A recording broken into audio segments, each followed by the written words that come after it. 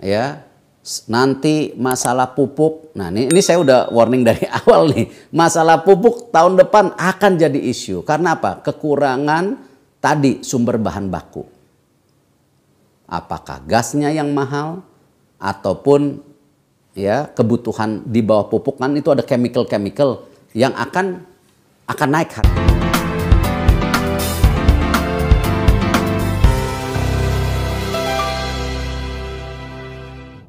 Hai Sob, bagaimana kabar?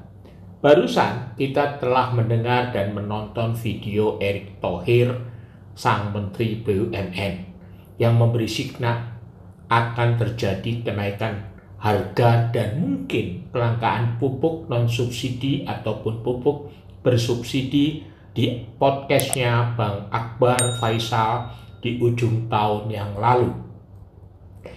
Abang menonton podcast ini dan di dalam hati waktu itu berharap agar di tahun 2022 tidak ada isu yang dahsyat tentang harga dan kelangkaan pupuk.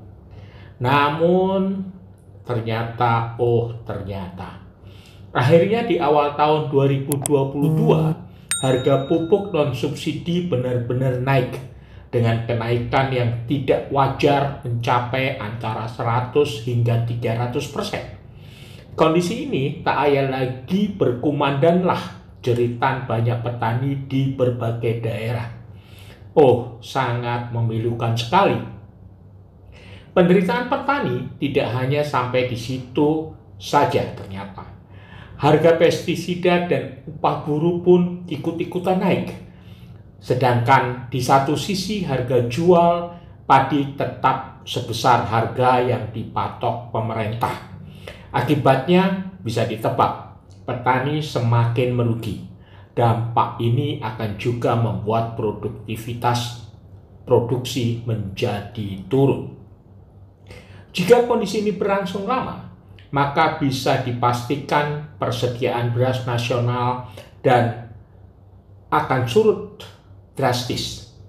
Lalu ya ceritanya tidak perlu kaget kalau akhirnya pemerintah akan mengimpor beras untuk menjaga kestabilan ketersediaan beras sebagai bahan pokok pangan rakyat. Kalau mau dipikir siapa yang salah ya? Apapun itu kebijakan pemerintah ke depan, apakah tetap pasrah mengikuti harga pupuk dunia atau menaikkan harga HET atau harga eceran tertinggi beras, atau berakhir dengan mengimpor beras, petani harus tetap diinformasikan agar tidak ada dusta di tengah sawah. Kenapa harga pupuk kok hari demi hari semakin melambung? Informasi ini sangatlah penting agar supaya para petani tidak diperalat dan dimanfaatkan oleh pihak-pihak yang mencari keuntungan dalam situasi kondisi ini. Sebenarnya, menurut Abang, kenaikan harga pupuk non-subsidi di Indonesia merupakan hal yang wajar mengingat terjadi juga kenaikan harga dunia. Harga dunia mengalami lonjakan drastis sejak Mei tahun lalu dan terus bertahan hingga akhir tahun 2021. Hal ini disebabkan oleh banyak faktor, antara lain pandemi global dan melonjaknya harga bahan dasar pupuk di pasar dunia yang turut mempengaruhi harga pokok produksi pupuk di Indonesia.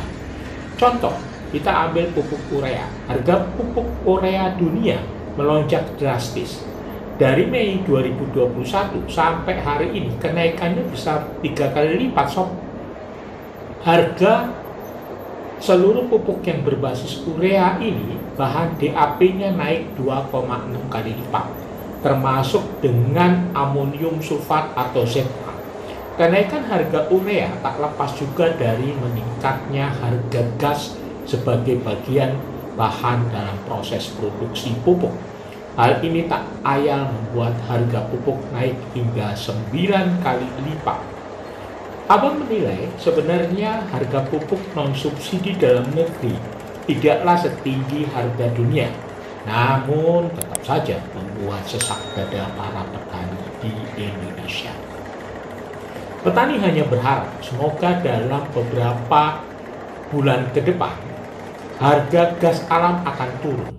Dan kalau harga gas alam turun, barangkali pupuk terutama yang berbasis nitrogen akan turun juga.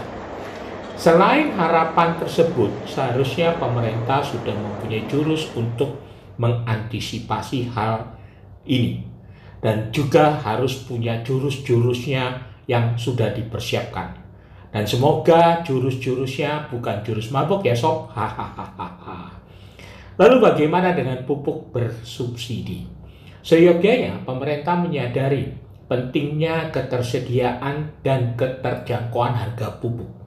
Sebab pasokan pupuk dengan harga pupuk akan berdampak sosial yang sangat luas.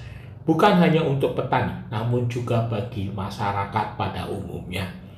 Berdasarkan data Kementerian Pertanian, kebutuhan pupuk untuk petani mencapai 22,57 ton hingga 26,18 juta ton atau senilai 63 triliun hingga 65 triliun dalam 5 tahun terakhir. Namun, keterbatasan anggaran pemerintah hanya dapat mengalokasikan pupuk bersubsidi sebanyak 8,87 juta hingga 9,55 juta ton dengan nilai anggaran hanya 25 triliun hingga 32 triliun.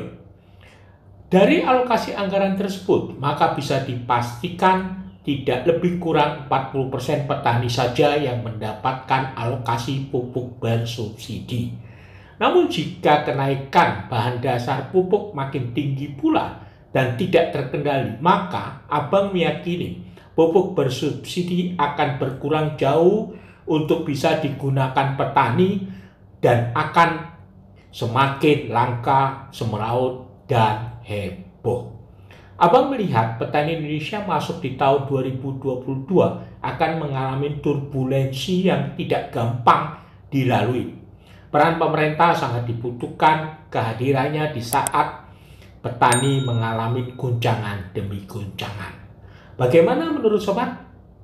Begitu sobat, jaga kesehatan dan jangan lupa tersenyum.